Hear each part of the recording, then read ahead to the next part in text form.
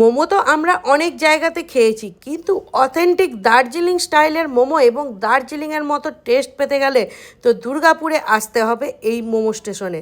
আর মোমো স্টেশনের মোমোকে আমি তো পুরো মোমোর প্রতি ফিদা। সত্যি এত জায়গায় মোমো খেয়েছি, এত সুন্দর লেভেলের মোমো আজ পর্যন্ত খাইনি। সেরা খেতে ছিল। চলো লোকেশনটা তোমাদের এরপর বলে দিই।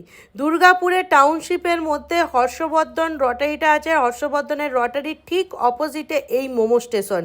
আমি এইটুকু কথা দিতে পারি যে তোমরা একবার এলে এখানে বারবার আসবে। আর মোমোর সঙ্গে দাদারা দেয় দুই রকমের চাটনি, গ্রিন চাটনি, রেড চাটনি।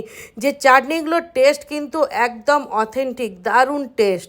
আর তার সাথে তোমরা চাইলে মেয়োনিজও দিতে পারে। আর স্যুপটা সত্যিই সেরা। কারা কারা এখানে মোমো ট্রাই করেছো নিশ্চয়ই আমাকে কমেন্ট করে জানিও। আর এখনও পর্যন্ত যারা ট্রাই করেনি ঝটপট ট্রাই করে ফেলো। সত্যি এই লেভেলের মোমো আমি আগে খাইনি কোনো দিন।